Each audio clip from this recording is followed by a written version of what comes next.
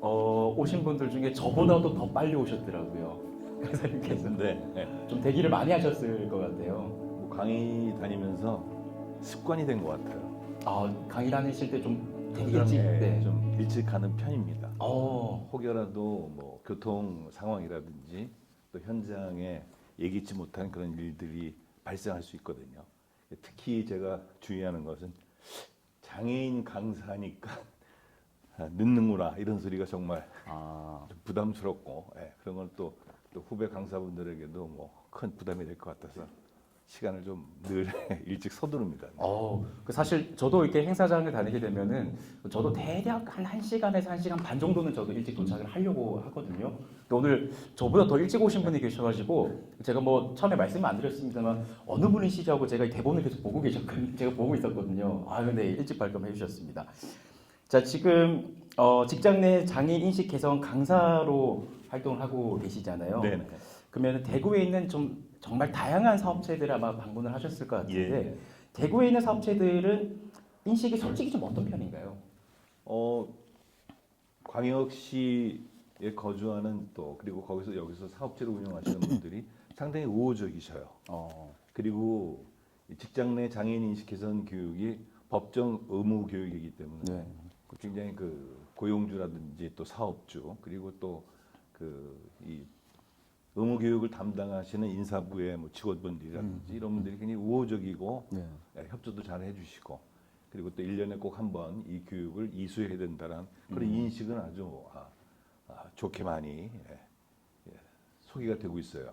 그런데 좀 아쉬운 것은 그런 거에 반해서 아직 장애인 고용에 있어서만큼은 굉장히 좀 미온적이거나 아니면 조금은 수동적이고 그런 부분들이 좀 아쉽기도 해서 저 개인적인 바람은 강사로서의 바람은 좀 다양한 인식 개선 교육의 방법 그리고 또 무엇보다도 그 우수 사례 그리고 또 이 대구 지역에 맞는 그런 맞춤형 일자리 뭐 이런 것들이 많이 좀 소개가 되고 하나 둘 이루어가면 우리가 기대하는 만큼의 또 장애인 고용이 이루어지지 않을까라는 그런 생각을 해봅니다. 좀 의외의 답변이었습니다. 그러니까 수동적인 면이 없지 않아 있기는 하지만 그래도 대부분 굉장히 호의적이다. 이렇게 말씀을 해주셨어요. 그러니까 제가 처음에 시작 때도 말씀드렸는데 부산을 시작으로 해서 제가 좀 다양한 이렇게 도시들을 돌고 있잖아요. 근데 요 질문을 드리면은 조금 뭐랄까요? 수동적이란 표현보다는 조금 더 아직까지는 그렇게 막 좋지는 않다. 이렇게 말씀을 많이 하시는데 대구는 그래도 되게 우호적이라고 말씀하시니까 생각보다 좀 의외의 대답이었던 것 같습니다. 그러면은 지금 우리 강사님께서 2018년에 처음에 이제 교육을 시작하신 걸로 제가 네네. 알고 있는데요. 요것도 궁금해요. 18년도에 처음 교육을 시작하셨을 때랑 이제 지금의 2023년도에 교육을 하실 때를 비교를 하면 차이가 있을까요? 뭐 예를 들면은 뭐 인식의 문제라든지 그리고 뭐 장애인 고용 문제라든지 좀 차이가 있습니까?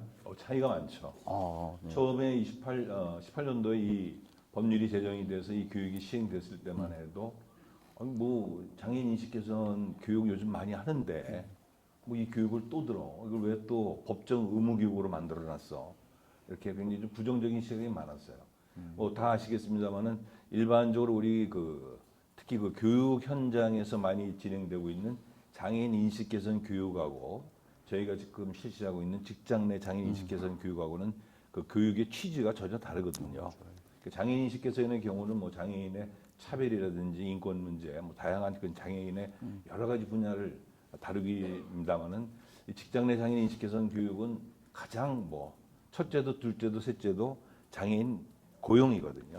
고용에다가 초점을 맞춘 거고 국가에서도 그렇고 한국장애인고용공단에서도 다양한 제도, 뭐 여러 가지 의무 고용 제도까지 해가지고 실시를 하고 있는데도 불구하고 아직까지 장애인 고용이 그렇게 녹록치가 않거든요. 그래서 법적으로 이 교육을 의무 교육화 시킴으로써 사용주들의 인식도 좀 바꾸고 무엇보다도 그 장애인 고용에 있어서 굉장히 부정적인 시각을 갖고 있는 그런 비장애인 근로자들의 인식을 좀 바꾸려고 이렇게 법이 제정이 돼서 이 18년도에는 상당히 어쨌든 부정적이었어요. 그러나 현재로 봐서는 물론 이제 코로나 때문에 사실 이 교육이 상당히 주춤했었습니다. 물론 이제 의무 교육이 되다 보니까 줌이라든지 온라인 네. 강의로 이 교육이 실시가 됐는데 사실은 온라인 교육은 한계가 있거든요.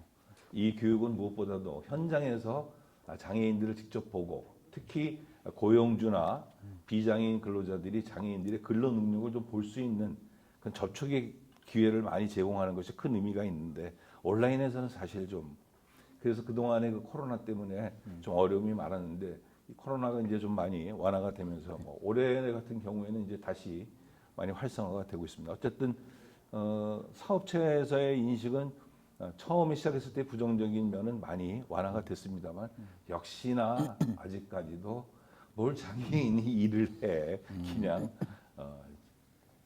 장애인 복지관에 가서 복지 서비스나 받지 혹은 중증 장애인 하면 사람들의 인식은 상당히 부정적이에요. 네. 그래서 뭐 이런 거는 뭐 여러 가지 뭐 원인이 있겠습니다. 어쨌든 간에 뭐 의무 교육이기 때문에 받아야지 이런 생각이 더 팽배하죠. 네네네. 참 안타까운 현실인 것 같아요. 예, 맞습니다. 네, 장애인이 무슨 일을 해라고 생각하는 것 자체가 생각해 보면은 굉장히 모순인데 그죠? 네. 요 앞에 저희가 다른 곳에서 진행을 했을 때 어느 분이 그런 말씀을 하시더라고요. 사람의 미래는 장애인이다. 네, 누구나 물론 선천적인 장애인도 있을 수 있겠습니다만 후천적인 장애인도 얼마든지 나도 가능한 일인데 이제 그런 생각을 한다는 것 자체가 저는 개인적으로 굉장히 안타까운 것 같아요. 네. 자, 그럼 우리 강사님이 이제 강의를 나가실 때 장애인 고용을 위해서 그러면은 사업체는 구체적으로 어떤 좀 노력을 해야 될까요? 그 얘기를 하려면 제가 오늘 밤새도록 얘기해도 시간이 부족할 것 같아요. 네네. 근데 뭐 제일 큰 어떤 뭐 시각에서 말씀을 드리자면 비장애인과 장애인, 장애인과 비장애인의 사회적 합의가 필요하지 않을까. 다시 좀 풀어서 말씀드리면 이제 그 장애인의 문제는 뭐 장애인들만의 문제도 아니고 너의 문제도 나의 문제도 아니고 우리 사회의 문제거든요. 특히 요즘 고령화 시대를 살아가면서 대한민국은 초고령화 시대를 맞이하고 있는데 이 초고령화 시대에 이 어르신들이 연세만 드시는 게 아니라 이분들이 장애화 되시거든요. 네. 그래서 아직까지 이 고령 장애인 문제는 뭐 전문가들도 쉽게 언급을 못 하고 있는데 어쨌든 간에 앞으로 장애인의 수는 많이 늘어나고 있고 장애의 원인은 선천적 원인보다 후천적 원인이 거의 지배적이거든요. 네. 그럼 이제는 뭐 피할 수 없는 그래서 장애인 문제는 사회적인 문제, 우리들의 문제로 접근을 해야 될 것 같고 그런 차원에서 본다면 기업에서 해주셔야 될 일은 저는 이렇게 생각합니다. 만약에 예를 들어서 사회자님이 회사를 하나 창업하신다 네. 하시면은 예를 들어서 그 회사를 뭐 빵을 만드는 회사라고 한다면 뭐 빵을 제조하는 사람, 빵을 개발하는 사람, 뭐 판매하는 사람 이 직무를 분석하시잖아요. 네. 거기에 맞는 사람을 또 뽑으셔서 네. 급여를 주고 회사를 경영하시잖아요. 네. 똑같은 논리예요. 일반 우리 기업에서도 장애인의 일자리를 현재 비장애인이 일하고 있는 그 일자리에다가 장애인을 앉혀놓으면 이건 직무 분석이 안 되는 거죠. 그러니까 이직률이 높고 퇴사율이 높은 거죠. 그래서 제가 꼭 이 방송을 보시는 우리 사업주나 또 비장애인 그 인사 관리 담당하시는 분들이 꼭 부탁드리고 싶은 것은 저는 확실합니다. 어떤 회사이든 어떤 형태의 근로사업장이든 장애인이 일할 수 있는 그런 일자리는 반드시 있어요. 그 일자리를 직무 분석을 통해서 아까 사회자님에게도 질문을 드렸습니다마는 이 장애인이 할 수 있는 일을 이왕 대한민국에서 장애인 고용은 의무 제도로 법제화되어 있으니까 네. 그냥 마지못해서 장애인을 고용하려고 하지 마시고 이왕 장애인을 고용하려면 인사 담당이라든지 현장 담당하시는 분들과 협의를 하셔갖고 우리 회사에 장애인이 만약에 온다고 한다면 어떤 일을 시키면 좋겠느냐 최소한 이 정도 직무 분석을 하셔가지고 우리 장애인들에게 맞는 그런 맞춤형 일자리를 제공해 준다면 저는 아마도 우리 장애인의 이런 인식 개선, 직장 내 장애인 인식 개선 교육이 없어지지 않을까 생각이 듭니다. 네. 없어지면은 우리 강사님은 일자리를 잃게 되시는데요. 그래서 저는 그러면 너무너무 행복하죠. 아, 너무너무 행복하실 것 같으세요. 네네. 네. 아, 근데 상당히 뭐랄까요? 구체적인 방안을 말씀해 주신 것 같아요. 그러니까 뭐 의무적으로 이 고용을 하는 게 아니라 진짜 정확한 이 직무 능력을 판단을 해서 구별을 해서 그 일자리를 임무를 부여를 하면은 어떤 일이든 분명히 할 곳은 많다. 일할 게 많다. 그럼요. 예, 반드시 있습니다. 네. 맞습니다. 저도 이 부분은 정말 공감을 합니다. 네네네. 자, 그러면은 제가 항상 강사님들 모시면은 요 질문 꼭 드리는데 불편하시면은 조금 숨기셔도 됩니다. 숨기셔도 되는데 강사님들마다 이 강의를 하실 때 강의 스킬이 분명히 있어요. 사회자들도 그런 자기만의 스킬이 있거든요. 우리 강사님만의 다른 강사분들과는 좀 차별화된 교육 내용 혹은 뭐 스킬 이런 게 있으시면은 조금만 좀 소개를 해주실 수가 있을까요? 뭐 스킬이라고 하는 거는 뭐 특별하게 없고요. 제가 전직이 방송을 오래 했어요. 모 방송국에서 제가 라디오 방송을 한 13년 동안 진행을 한 그런 경력 때문에 네네. 그래서 뭐 마이크를 잡고 이렇게 남 앞에 서서 얘기하는 것을 수월하게 좀 잘 합니다. 그래서 네. 그런 부분을 처음에 도입할 때 조금 소개를 해드리면 집중도가 좀 올라가고요.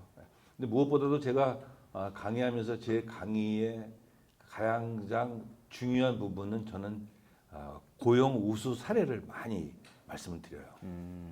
그러니까 예를 들면 뭐 IT 분야, 제조 분야, 또 그 외에도 뭐 예술 문화 분야. 요즘에 또 장애 예술인에 관한 지원에 관한 법률이 제정이 돼서 시행이 되고 있거든요. 그래서 장애 예술인들에 대한 부분도 전망이 많고. 그리고 제가 또 지금 운영하고 있는 이 작업장애도 아마 내년에 이 사업이 실시가 되면 최초가 되지 않을까 생각이 드는데 사회자님 혹시 발달 장애인이 화가로 전업을 해서 그림을 그려서 먹고 산다면 어떻게 생각하시겠습니까? 전업으로요. 네네. 이 병행이 아니시고 네네. 취미가 아니라 전업으로 물론 가능성이 있다고 생각합니다. 근데 쉽지는 않을 거라 생각합니다. 네. 근데 뭐 요 부분에 대해서는 제가 조금 뭐 말씀을 드리면 내년에 이제 시행을 하려고 하는데 발달 장애인이 그린 그림을 판매하는 것보다 이것을 대여 사업을 하는 거죠. 공공기관. 예를 들면 뭐 교정 시설 있죠. 뭐 교도소라든지 검찰 아니면 법원 혹은 이제 교육의 현장, 교육지원청이라든지 학교 이런데 발달 장애인이 그린 그림을 전시를 하면 상당히 교정의 효과가 있고 그들에게도 많은 어떤 마음의 변화 뭐 그런 부분도 있어서 그래서 이것이 중증장애인 생산품 생산 시설로 지정이 되면 품목이 아직까지 대한민국에서 이 품목은 실시하는 데가 없어요. 그래서 개발원하고 그다음에 보건복지부하고 협의를 하고 있는데 그래서 하면은 저희 시설에 그리고 현재 대한민국에 발달 장애인 화가들이 많습니다. 그리고 이 또 일은 재택근무가 가능해요. 집에서. 저희가 근로가 돼서 그분들이 작품만 보내주시면 그 작품을 저희가 전국에 다니면서 이제 전시를 해서 수익금을 전액 다 장애인 화가들의 급여로 나가는 거죠. 네네. 그럼 제가 이 얘기를 드린 얘기는 이제 한 예인데 제가 많이 강조하는 것은 강의를 다니면서 이런 우수 사례. 그러니까 현재 기업에서 많이 선호하는 것은 자회사형 표준사업장이라고 해서요. 뭐 예를 들면 여기 계신 우리 지금 함께 하시는 우리 장애인 가족 여러분들이나 근로자분들이나 또 이 방송 들으시는 분들 뭐 대부분 다 그 SNS 중에서 노란 토끼가 달려 있는 카카오톡을 쓰시단 말이에요. 그 회사에서 링키지랩이라고 해서 자회사형 표준사업장을 만들었어요. 거기에 한 85명 정도가 근무를 하고 있는데 대통령상을 수상하고도 했고 그러니까 예를 들면 SK 하이닉스 반도체 같은 경우에는 그 일하러 들어갈 때 집진복을 입고 들어가거든요. 반도체에 많은 미세한 먼지가 들어가면 안 되니까. 그럼 하루에도 수백 벌, 수천 벌의 옷이 나온다는 말이에요. 그걸 세탁하는 데다가 위탁을 주다 보니까 돈이 많이 드는 거예요. 그래서 SK 하이닉스 반도체에서 빨래 사업장으로 회사를 만들어 버렸어요. 자회사를. 그래서 거기에 장애인을 고용한 겁니다. 그리고 빨래는 기계가 돌리고 장애인이 수거해 와서 장애인이 깨끗하게 개서 납품하는 거죠. 그럼 장애인 고용도 되고 SK 하이니츠 반도체 경영에도 도움이 되는 이런 형태의 자회사형 표준 사업장이 요즘 많이 등장이 되고 있고 그 외에도 요즘 뭐 한국 장애인 고용공단에서는 정말 좋은 제도들이 너무나 많이 있어요. 네. 그런 제도들을 좀 많이 우리 고용주나 사업주 여러분들 그리고 특히 이 방송을 보시는 우리 인사 담당하시는 분들은 한국 장애인 고용공단 홈페이지를 한번 들어가 보시면 거기에 답이 있습니다. 그래서 어쨌든 저는 우수 사례 왜냐하면 사례를 많이 말씀을 드려야 관심을 가지시고 그래? 그럼 우리도 한번 해볼까? 네 이런 또 시도가 나오지 않을까 싶습니다. 일단 우수 사례를 좀 소개를 많이 하시고, 네네. 네. 아까 그 그림 말씀하신 것도 정말 기발한 것 같아요. 그러니까 사실 뭐랄까요, 그림을 그리면은 이제 판매를 한다라고는 사실 누구나 좀 쉽게 접근을 할 수 있는데 대여를 해서 그 그림을 보고 보는 사람으로 하게끔 뭐랄까요, 용기를 좀 얻을 수 네네, 있고, 그렇죠. 이렇게 힘든 장애인도 그림을 이렇게 멋지게 네네네. 그리는데 나도 뭔가 좀 해낼 수 네네. 있지 않을까, 이런 동기부여도 될 것 같고요. 그리고 또 그 발달 장애인들 이제 우리가 보통 중증 장애인이라고 그러는데 중증 장애인이 글로 하면은 대부분 단순 노동만 하는 줄 알거든요. 근데 한번 생각해 보세요. 발달 장애인 화가가 아침에 출근해서 종이를 접고 조립을 하는 게 아니라 이젤 앞에서 그림을 그리는 거예요. 그 점심 때 되면 점심 먹고 커피 한잔 하고 저녁 때 되면 퇴근하는 거예요. 그래서 그 그림이 완성이 되면 그 그림을 대여해서 네. 그 수익금은 장애인의 급여로 나가는 거죠. 이런 모델들이 좀 많이 개발이 돼야 되지 않을까 생각을 해봅니다. 괜찮은 생각인 것 같습니다. 그리고 저도 이제 말씀하시면서 제가 생각을 한 게, 물론 강사님이시니까 말씀을 잘하실 거라고 여기 계신 분 다 생각을 하시겠지만은 제가 들을 때 되게 말씀을 유연하게 잘하시네라고 생각하고 있었는데 제 선배님이셨네요. 저도 라디오를 했었는데 라디오를 엄청 오래 하셔서 네. 어쩐지 말씀 너무 잘하시더라고요. 네, 감사합니다. 오늘 솔직하게 말씀 너무 잘해주신 것 같아요. 자, 이게 우리 강사님이 가지고 계신 스킬까지 말씀해 주시면서 아주 진솔한 얘기 나눠봤습니다. 우리 김천수 강사님께 여러분들 다시 한번 응원의 박수 크게 부탁드리도록 하겠습니다. 오늘 너무 수고하셨습니다.